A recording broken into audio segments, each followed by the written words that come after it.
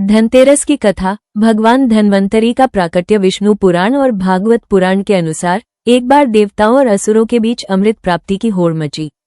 अमृत पाने के लिए भगवान विष्णु के सुझाव पर देवता और असुर मिलकर समुद्र मंथन करने का निर्णय लिया। इस मंथन में मंदराचल पर्वत को मथानी और वासुकी नाग को रस्सी के रूप में उपयोग किया गया। भगवान विष्णु ने कच्छप का अवतार लेकर मंदराचल पर्वत को अपनी पीठ पर स्थिर रखा, जिससे मंथन की प्रक्रिया बिना किसी बाधा के चल सके। जैसे जैसे समुद्र मंथन होता गया, क्षीरसागर से कई दिव्य रत्न और वस्तुएं प्रकट होने लगी, जिनमें कामधेनु गाय, उच्चहिश्रवा घोड़ा, ऐरावत हाथी, पारिजात वृक्ष और देवी लक्ष्मी शामिल थी। लेकिन मंथन के अंतिम चरण में एक अद्भुत घटना हुई। समुद्र से एक दिव्य पुरुष प्रकट हुए, जिनके हाथों में अमृत से भरा स्वर्ण कलश था। ये थे धन्वंतरी, जिन्हें भगवान विष्णु का अवतार माना जाता है। धन्वंतरी के साथ ही आयुर्वेद का ज्ञान भी प्रकट हुआ, जो मानव जीवन के लिए स्वास्थ्य और दीर्घायु का वरदान साबित हुआ। धन्वंतरी को आयुर्वेद का जनक कहा जाता है, क्योंकि उन्होंने मानव जाति को चिकित्सा विज्ञान का अद्भुत ज्ञान दिया। उन्होंने रोगों के निदान और उपचार की विधियां बताईं, जो आज भी आयुर्वेद में प्रचलित हैं। उनके ग्रंथों में औषधियों, जड़ी बूटियों और प्राकृतिक उपचारों का विस्तृत विवरण मिलता है। धनतेरस का पर्व कार्तिक मास की कृष्ण पक्ष की त्रयोदशी तिथि को मनाया जाता है, जो धन्वंतरी के प्रकट होने का विशेष दिन माना जाता है। इस दिन लोग धन्वंतरी की पूजा करते हैं और उनके आशीर्वाद से स्वास्थ्य, धन और समृद्धि की कामना करते हैं। मान्यता है कि धनतेरस के दिन खरीदारी करने से घर में समृद्धि आती है और धन्वंतरी की कृपा बनी रहती है। धनतेरस की दूसरी कथा कहा जाता है कि एक समय भगवान विष्णु पृथ्वी पर विचरण करने के लिए आए थे। तब उनकी पत्नी देवी लक्ष्मी जी ने उनसे आग्रह किया कि वे उनके साथ चलें।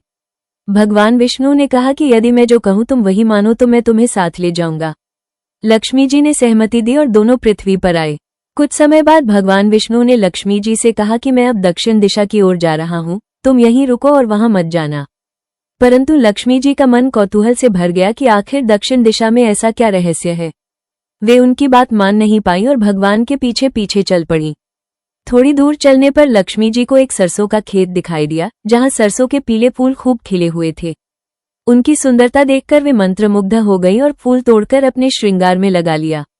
फिर वे आगे बढ़ी और एक गन्ने के खेत में पहुंची, जहां उन्होंने गन्ने तोड़कर रस चूसना शुरू कर दिया। तभी भगवान विष्णु वहां आए और उन्होंने लक्ष्मी जी को देखा तो नाराज होकर कहा, मैंने तुम्हें यहां आने से मना किया था, फिर भी तुमने मेरी बात नहीं मानी और चोरी कर डाली।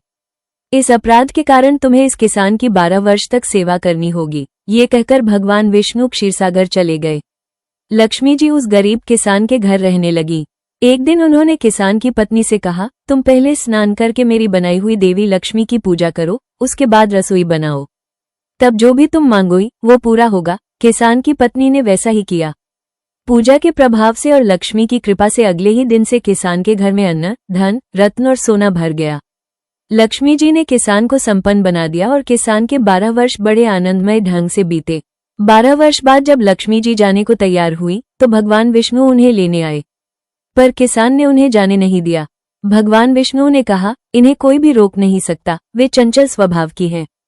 तुम्हारे यहाँ 12 वर्ष से सेवा कर रही थी, अब उनका समय पूरा हो चुका है। लेकिन किसान ने हट नहीं छोड़ा और कहा कि वे लक्ष्मी जी को जाने नहीं देंगे। तब लक्ष्मी जी ने कहा, यदि तुम मुझे रोकना चाहते हो तो मेरी बात मानो। कल तेरस है, उस दिन तुम अपने घर को अच्छी तरह साफ करो, रात्रि में घी का दीपक जलाओ और शाम को मेरा पूजन करो। साथ ही एक तांबे के कलश में रुपए रखो, मैं उसी कलश में निवास करूंगी। पूजा के समय मैं तुम्हें दिखाई नहीं दूंगी, पर इस एक दिन की पूजा से मैं पूरे साल तुम्हारे घर में रहूंगी। लक्ष्मी जी के इस आदेश के बाद दीपकों की रोशनी पूरे घर में फैल गई। किसान ने जैसे कहा वैसा ही किया और उस दिन की पूजा के बाद उनका घर धन धान्य से भर गया। यही कारण है हर वर्ष तेरस के दिन लक्ष्मी जी की पूजा होने लगी। यदि आपको ये कथा पसंद आई है तो वीडियो को लाइक करें और चैनल को सब्सक्राइब करें और कमेंट में मां लक्ष्मी जरूर लिखें। जय माता दी, जय जय।